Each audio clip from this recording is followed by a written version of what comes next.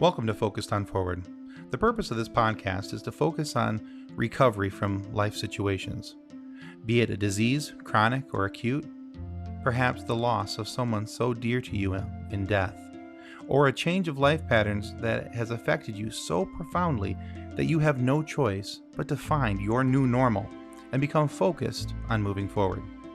Each episode is designed to show the positivity that people bring to each and every one of their stories, the successes they've had, ways that they have become so definitively focused on moving forward. We look forward to sharing their stories, and we hope that they inspire you just as much as they have inspired us. Thanks for listening, and enjoy the show.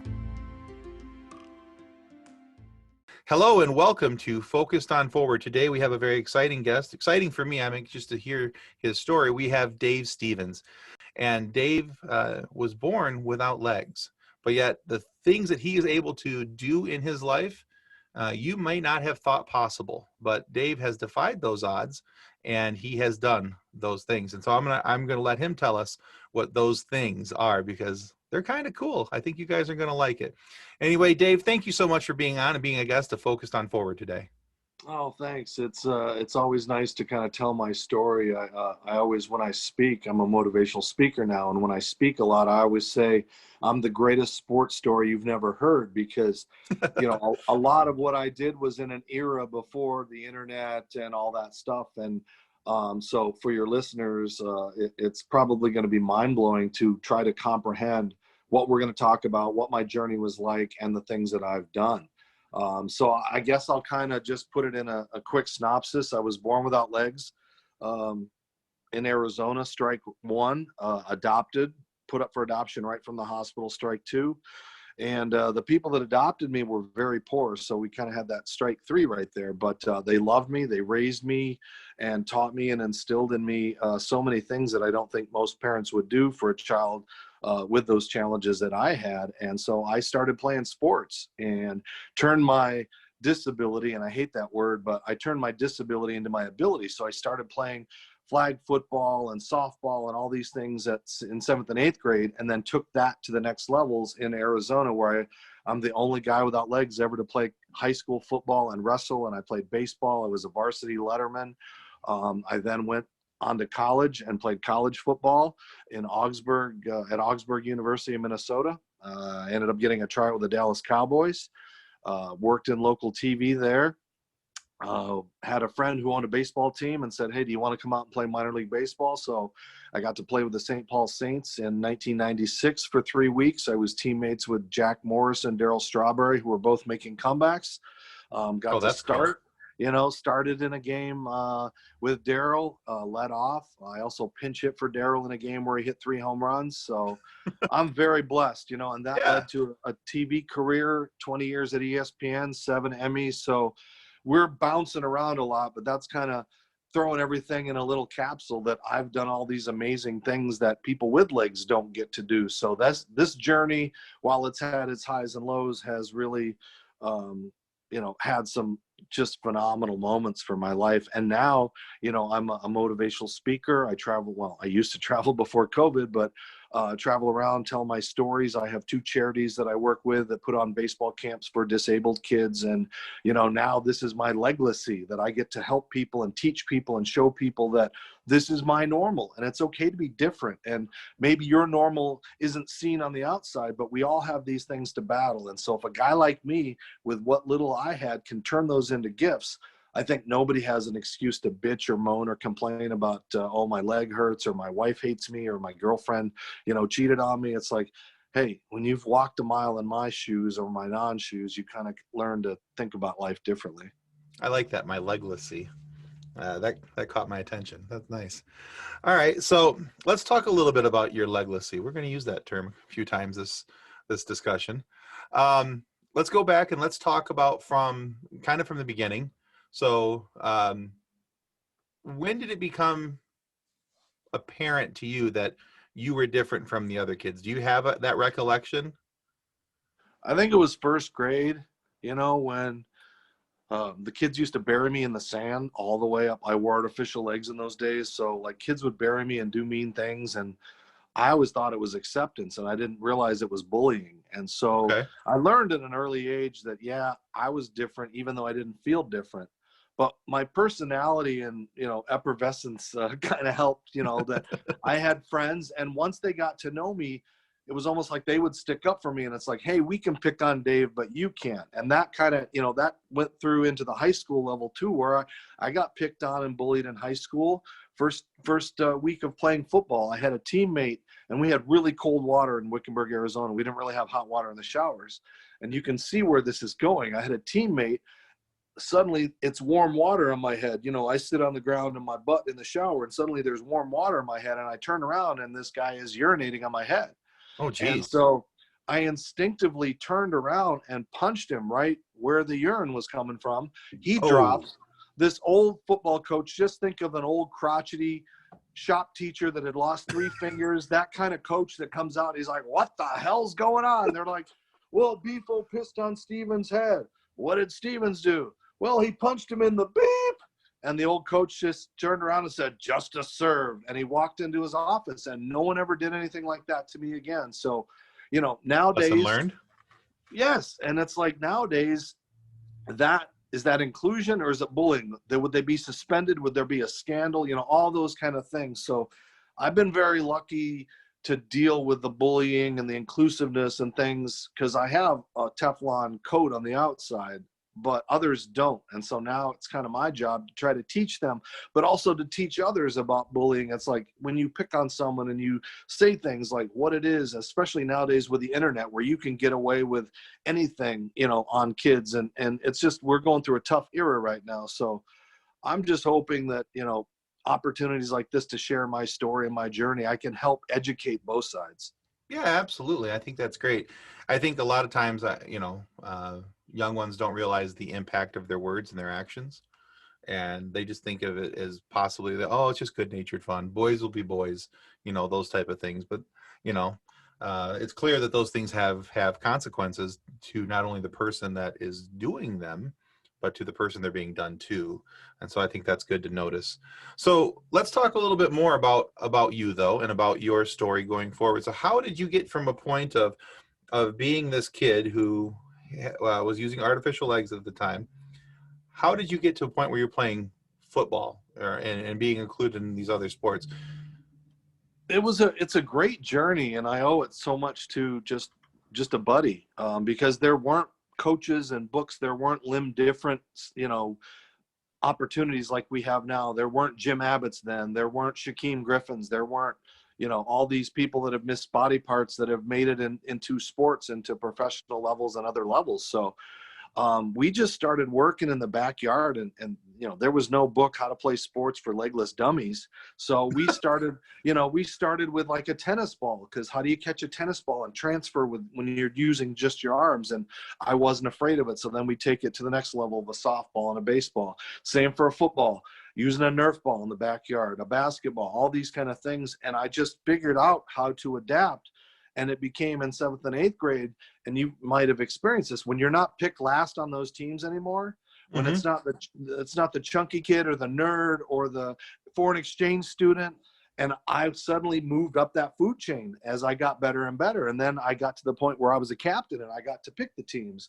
But I was like, man, I got to keep doing this. And so when we moved to Wickenburg, and I went to high school, I said, I'm going to play high school football, but the state of Arizona had never gone through anything like that. And they tried to deter me. They made me go through all kinds of physical tests and mental tests and all these things. And at the end, they couldn't find anything to not allow me.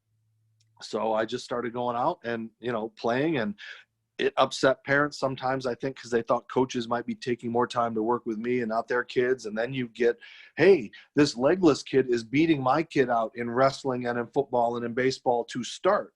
My kid has legs. How could my kid be that bad that a legless kid could beat them out? So you deal with all kinds of things behind the scenes that most people wouldn't, you see those stories of the great stories of the kid with Down syndrome that runs for one play, or the manager that is maybe, different and plays one, minute in a end of a basketball season.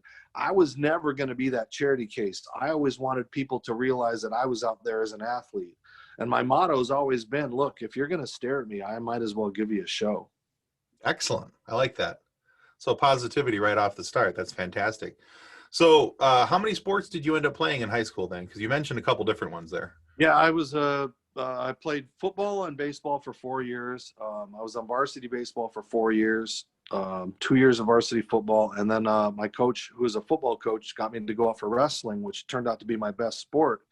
And I ended up, going to the state championship twice, and setting state records in wrestling, and probably my best sport because it was an individual thing. I didn't have to, worry about others. I've tried everything. I'm playing sled hockey now at my age. It's a great sport. Oh, nice. Yeah.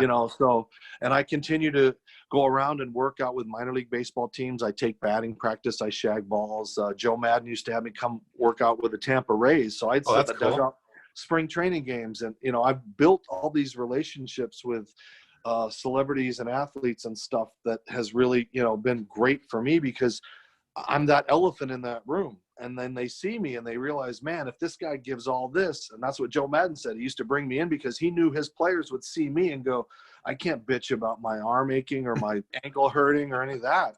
And, those guys want to talk to me and stare at me in the batting cages. And it's like, I'd rather be talking to you and staring at you. So it's always humbling to have those guys, appreciate me for what I did, and to continue to have relationships with guys like Darryl Strawberry or Rob Gronkowski, or, any of the guys that I've met along my journey.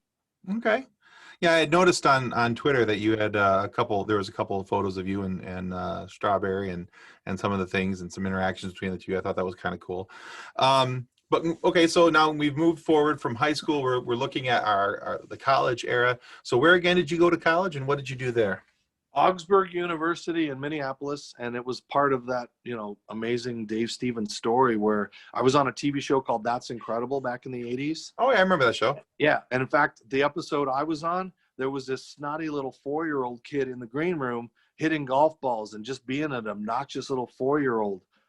That kid was Tiger Woods. So how cool is that? It's like I've lived this magical Forrest Gump life, where I've come across all these things that, like Tom Hanks is, you wouldn't believe these things. So That's Incredible led to the college seeing me and offering me a scholarship. And then a local TV station, ironically in Minnesota, offered me a job. So I started in TV as a 17-year-old high school kid, in the summer, and then went back the following year and spent 9 years in Minnesota, worked local TV in Minnesota, covered 2 World Series with the Minnesota Twins and all those amazing things. And, I got to know Kirby Puckett's and Kent Herbecks and Gary Gaetti's and, all these people that nobody don't know anymore because the Twins haven't been good for a while. But, and then in 1995, ESPN said, we like the interviews that you do with the Twins, and would you like to come work here? So I ended up at ESPN behind the scenes and spent 20 years with them, 7 Emmy Awards. And, that was just, surreal to work in the heyday of SportsCenter with Chris Berman and, Stuart Scott, and, Kenny Mayne is a good friend. Dan Patrick is a good friend. So I hate to name drop, but it's like, it's all these things in my life that I wouldn't want to be born any other way. People say, would you wish you had legs for a day, or do you wish you could try it out? And it's like, to do what I've done and accomplished, man, I might've been a garbage, dump truck driver or a ballerina, or who knows what I would have been if I'd have had legs. Right. Well, you certainly wouldn't be Dave Stevens, though, that we know now. That's for sure. Because I think, sometimes those obstacles that we have to overcome are what shape us and form us and make us who we are. It gives you the drive and the determination to move yourself forward, I think. So, well, that's cool. And and I don't look at it as name dropping either, by the way, just so you know. I think it's important to kind of frame the conversation for our listeners. It lets them know who you are, and aids and lends credibility to your story of who you are and where you've been, what you've done. Okay. So how did the tryout with the Cowboys come about? How did that all happen?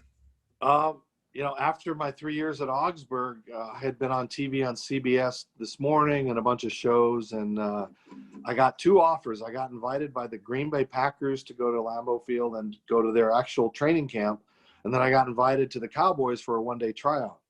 And in 1989, the Cowboys were a much bigger deal than the horrible Packers at that time. Yeah, absolutely. That was like in the Todd Marinovich days, I think. So, But so I ended up going to Dallas, and I went to Dallas, tried out for the Cowboys. Obviously, didn't make the team, but it was an amazing experience again to put on the resume that, you know, guys with legs. I call you leggies. None of you leggies have ever done those kind of things, you know, because it's just like when you're out on that, you know, at that time, that stadium, that famous, you know, Cowboy Stadium, and you walk out on that turf, you know, you just take it in and think of Roger Staubach and Emmitt Smith and all those great ones. And here's this Dave Stevens from Augsburg. So, you know, the professional tryouts I've had have been amazing with the Cincinnati Reds, Minnesota Twins. I tried out for the Olympic baseball team and played in the same outfield with Barry Bonds and Odie McDowell. So, you know, all these things, that's why I say it's the greatest story never, ever heard. But luckily people, if you're listening, and hopefully there's a lot of listeners, go to Dave Stevens Speaks on YouTube, and all the videos are there. There's me playing college football, you know, the things I do now, the things I did then. There's everything that will answer your questions of how did he do it. There's no way he could do it. I'm blessed that I have the video to go along with it, because if I'd have been playing in this day and age, playing sports, heck, I'd be like the biggest star in the world. I'd be as big as LeBron James, you know. I'm joking, but you know, Leonardo DiCaprio would be my coach in the Dave Stevens story, and they'd have some young superstar, you know, CGI and his legs not on him and all those things. So I'm just lucky that I have the proof, because it's not a story anybody would believe. No, and I think that's it, you know, because when I first found out about you, and I started looking into you and going, oh, there's no way this guy played football. He doesn't have legs. There's, you know, because us leggies, as you call us, I think sometimes we don't give credibility to people who are different than us, because all of a sudden we go, well, they don't have this. This person doesn't have that. Which you mentioned Jim Abbott, you know, and I, being from Michigan, I remember him playing with the University of Michigan and then going on to a professional career. But I remember that was one of the things. I remember a Sports Illustrated article about him years and years ago, where that was one of the things he mentioned, is that everybody gave him so much flack as a younger guy, because wanted to be a pitcher, because, well, how are you going to be a pitcher? You only have one hand, you know. But look at the career that man had, and all that he did over those times, because he had that ability to, you know, to overlook and focus on where he wanted to go and what he wanted to be. So, and I think that's a lot what applies here with you as well. And then let me just throw that. There's one, if your folks want to just Google Dave Stevens, Jim Abbott on YouTube. I did an interview with him at the beginning of the COVID around April. And it's the first time we've ever had this conversation, but it was an amazing in-depth conversation, because I have a perspective that no other journalist has. So I could ask him some things that no one else would ask. And he emailed me after and said it was his favorite interview, and that I asked him things that no one had ever asked. And I almost tear up thinking about it, because to make that kind of an impact and to connect like we have because of our paralleled careers, it's really a worth a listen, because, you know, I asked him things people would be uncomfortable to ask, because, you know, that elephant in the room about no legs and no arm, and what we went through and being stared at and wanting to quit and not believing and those kind of things. And it gets to your point where, you know, you have to have people and support along the way. You have to have coaches that'll take that chance.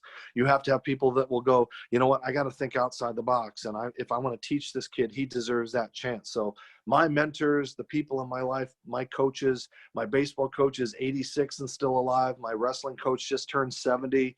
They're still the most important people in my life. My parents died after, you know, I left for college, and my dad died a year and a half later. So I didn't have the support like that all my life that I've had with my coaches. So it's a great question you asked, because, you know, people just don't always, either they're too uncomfortable to address it, or it's something they've never dealt with, and they just, you know, familiarity is easy to deal with. It's the unfamiliar of like, how do I think about this? Will I upset him if I ask this, you know, do I say, hey, does this hurt your butt? Or, you know, all these things, the outsiders, the leggies, you know, try to process.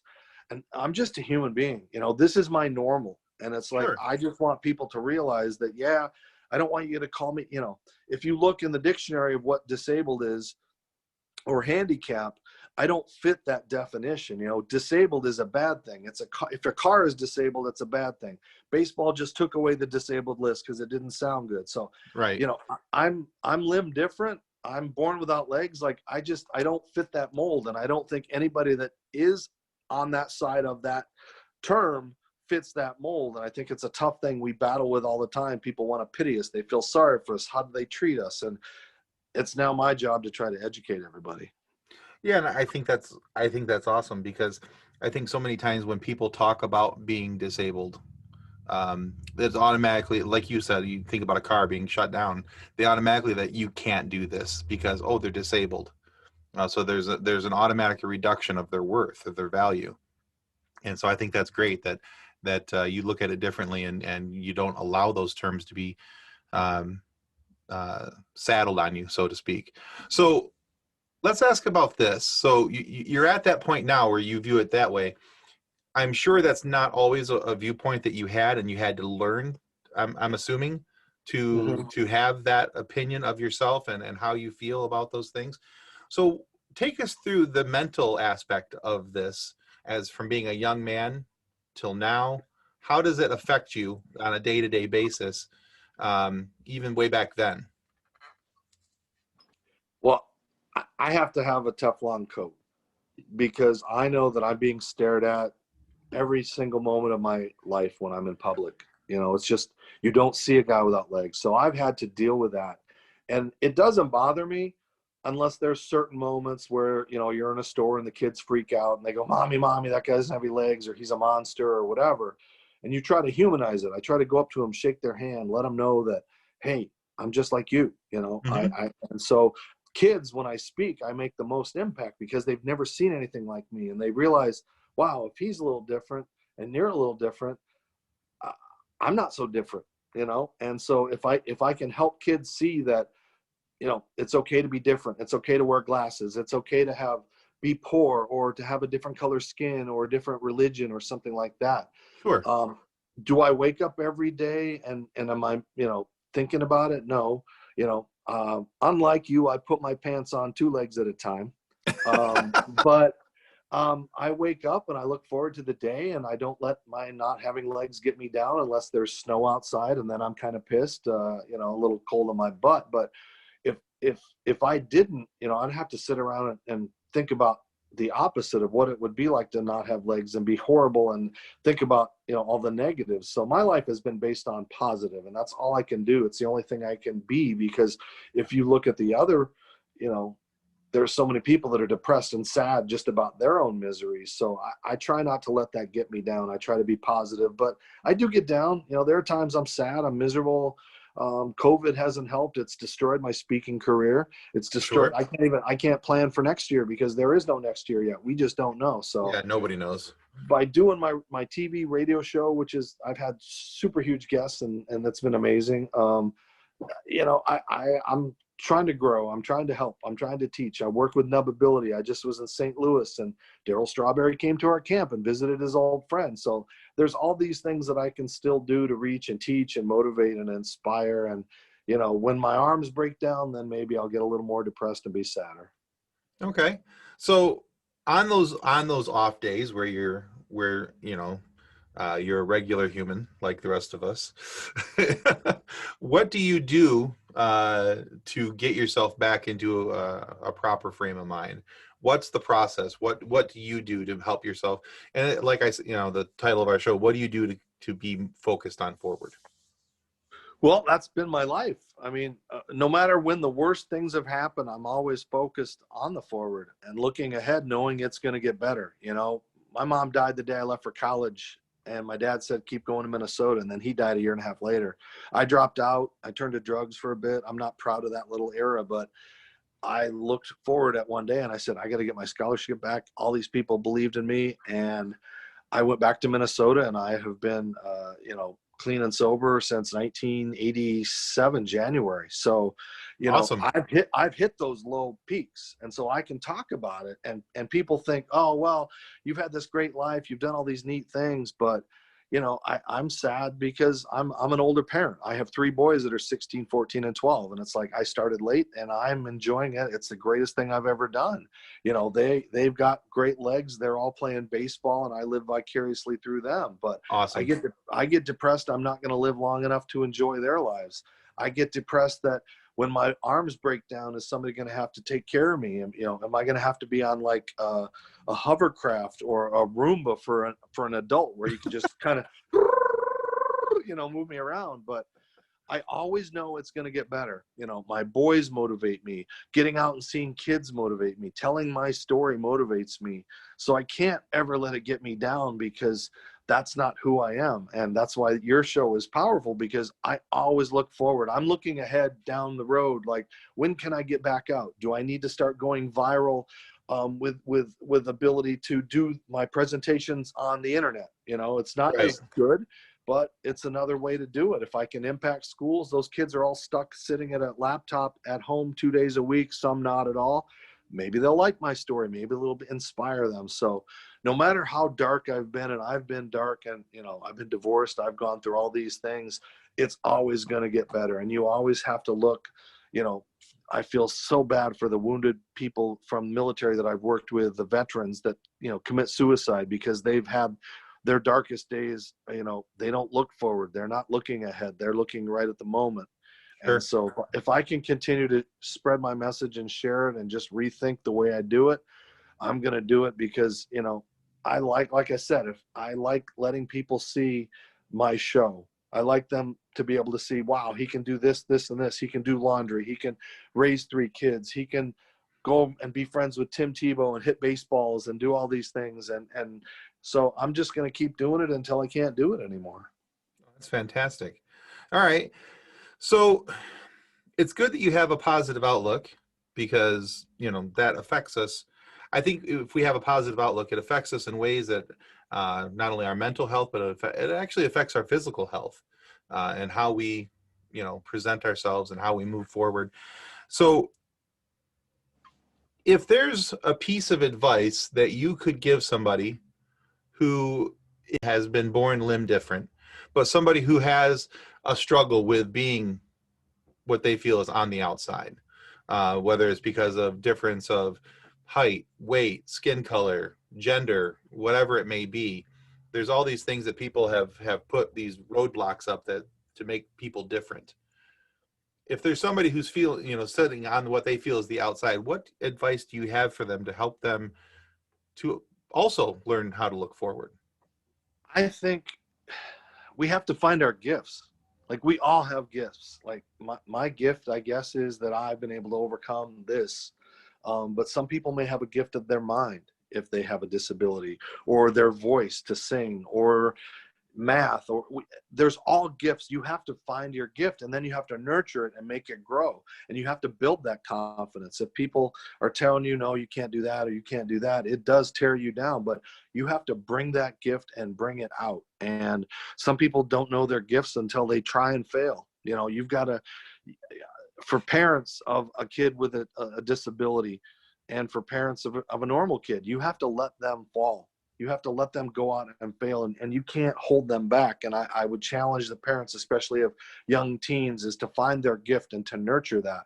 I don't have far to fall, because I'm like a weeble. I'm about a foot off the ground, but I've fallen a lot, and I get right back up, and I'm like, okay, I didn't do it that right. I'm going to try it this way. And it's better to try and fail than to sit around and wish, oh, I'd have tried that. I wish I'd asked her out. I wish I'd have tried for that job. So it just takes that courage. And I know it's tough to have that courage. If you've been beaten down, or you do have something that people notice in a walk or a gait or a lisp or a speech impediment or something, but figure out those gifts and let it come out, and then talk to people, find a counselor, find a support group, find someone in school, find a friend, find a parent, find a relative that you can talk to and say, hey, how can I get better? How can I improve? What can I do, financially to try to achieve this? Can I get a scholarship in this? Can I shoot for this? Like, there's so many things and so many people out there that want to help. Opportunities with organizations for limb different folks, and Special Olympics, and all of these other opportunities. Go out and just do it. We get one life. You get one chance. And if you can't go through life and make the most of that, you're not going to embrace it and get the benefits. And I've reaped the benefits more than probably most human being on this planet. And did I let my setbacks set me back? No, I just said, screw it. I'm going to go out. I'm going to try it again. Right. Yeah. Put your head down, plow ahead, do what you got to do. So one of the questions I like to ask every one of my guests, and it's kind of similar to something we've already talked about, but I'm going to ask it anyway. So, and I always phrase it this way, not to reduce your story into one truncated sentence. But looking back at your story, what is the best piece of advice that you've ever gotten, and how does it affect you? I guess the best piece of advice I ever got was staring can't hurt you. So just go out and do your own thing. Because that was the toughest part, was to get over everybody looking at me and noticing me and you know, pointing and talking, and because it's just not anything you don't see a legless person on a day-to-day basis. You do more now with the wars that we've had, but in my lifetime there weren't a lot of me in the early days. So, but just to not ever let it get to you, because no matter, like I just said, how low and how dark it's going to get, it's always going to get better. There's always a light at the end of the tunnel. When you're in the moment, it doesn't seem like it, but you know, so I just like, all right, if they're going to stare, let me give them a show. Let them admire me. Let them be inspired. Let them hate me. Let them take my cocky arrogance, my love for sports on that field. I'm an athlete. I'm not a handicapped person. I'm not disabled. I'm an athlete. And you can't say that I'm not. You know, you can't say he's in a motorized wheelchair running to first base. It's like, no, I'm running on my hands. You know, I'm not sacking a quarterback on crutches. You know, I did all these things. So if I can do that, and the things that I've overcome, I just tell people, just, you know, go out. Your normal is your normal. Use your gifts and make the most of it. Awesome. And by the way, I do think we need a movie about you. I think it'd be awesome. I'm saying that in all sincerity. I think it'd be awesome. I would watch. I'm a big sports guy, and so for me, having looked back over this, because I graduated high school in 1995, and looking back, for me to have never heard of you during that era, I kind of feel like I lost out. And I think, because you're talking about in the era when I was growing up, I was watching all these guys, I grew up in Michigan. I was a huge Tigers fan. So, you talked about Jack Morris, and I remember him in Detroit, and part of the championship team, and, the second team in '88 that almost win again. And, and so, you talk about and my twins that knocked you guys out in '87. Yeah, we're not going to talk about that either. But yeah, so I look at all these things, and all these people that you're talking about, you're mentioning, I grew up watching these guys, and being impressed by them in sports. But I also look at it too, because I think, man, it would have been cool to see your story 20 years ago, 30 years ago. Hearing about this and having an opportunity. So I'm glad to be a part of your story now and to be able to help you share that story. I think it's phenomenal. Thank you. Truly inspiring, in my opinion, when somebody you could look at it and go, okay, so here the deck has been stacked against this man. But, if we look at that, even just momentarily, even if you just look at the fact that there was adoption and your parents gave you up and you grew up in a poor environment and things like that, you may look at that and go, oh yeah, you could have been written off there. So the fact that you were able to push so hard, I think, is a true testament to you. And I am inspired by that with you. So hey, if we'd have had a second hour, I could have touched on reuniting with my birth mother and father 2 years ago. Don't always wish. You don't always get what you wish for sometimes, but yeah, I understand that sentiment. I was I reunited with my natural father and all that family. Was it 7 years ago? And so it's been a mostly pleasant experience. I found out about brothers and sisters I didn't have, or that I didn't know I had, rather I should say. So there's been some very good stories to come out of it. A few challenges and trials along the way with it, but good yeah. for you. Mine wasn't so good. I was supposed to be on that TV show Finding Lost Parents. I don't know if you ever saw that show, where they find your adopted. It's a TLC show. Okay. They found out about my story, and they said, hey, instead of 2 stories, we're going to give you an entire hour. So they flew the DNA test to the Super Bowl. I was in Minnesota at that Super Bowl covering that. did the test. They're like, great news, we found your parents, we're going to start the show. And then the parents said, no, we don't want to be a part of this. And then all the parents said, we have kids, they don't know about you, they're rejecting you, and just a whole mishmash of, like, you're this dirty little secret, and you get rejected twice in life, and sometimes that's sorry, not always the best thing. Hey, you deal with it. Like I said, you get those lows, and you got to come back and battle back. But I've got 3 beautiful boys that are my flesh and blood, and that's pour all that into them for me. Yeah. So absolutely good for you. Thank God that yours turned out well. Like I said, you romanticize over the years. Maybe my parents saw me, they'd be so proud, and it didn't come to fruition. Well, I also look back at that, and I hope, and this is just me, but this is also the way my mind works. I also hope that they saw your story growing up, and they felt a little guilty. So that's just me. But Dave, where can people find out more about Dave Stevens?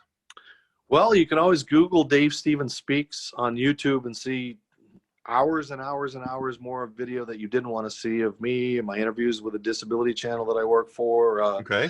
My life struggles, my life challenges, and it's all there. Football, baseball, everything. If you're looking for more, then follow me on Dave Stevens Speaks on Instagram, Facebook, Twitter, LinkedIn, YouTube, MySpace. I don't even know if MySpace exists anymore. I'm joking. I think it does. Actually, I don't even know. I don't know either for sure. But yeah, you can just, and I've got a website, davestevenspeaks.com.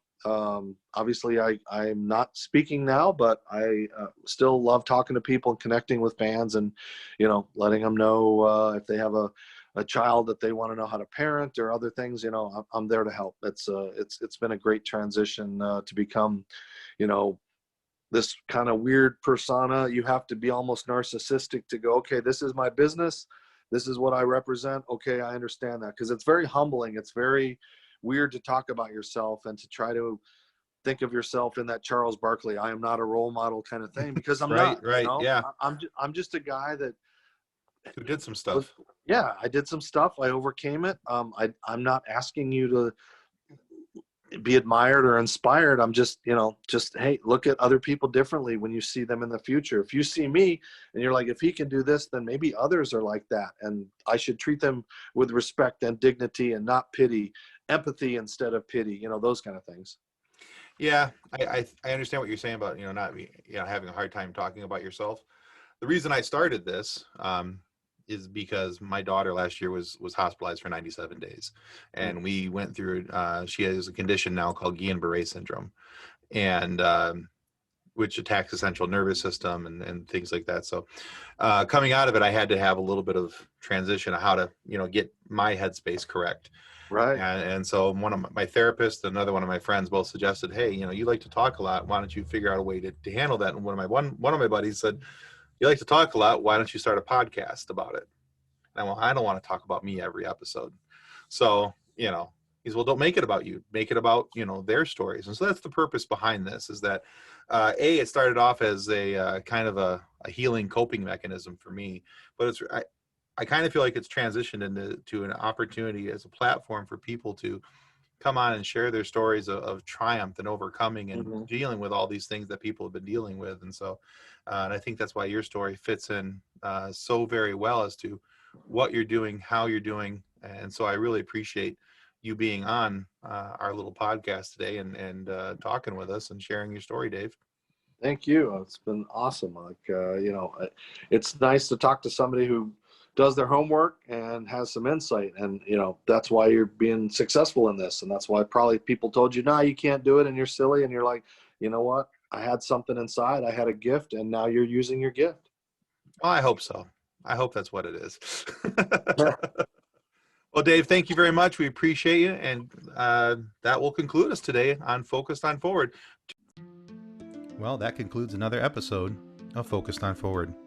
To be a guest of Focused on Forward, you can reach us through Twitter at PodcastFOF, through our Facebook page named Focused on Forward, or through email focusedonforward@gmail.com. We look forward to hearing each and every one of your stories that has yet to be told. So until then, be safe, be kind, and be loving to one another as you stay focused on forward.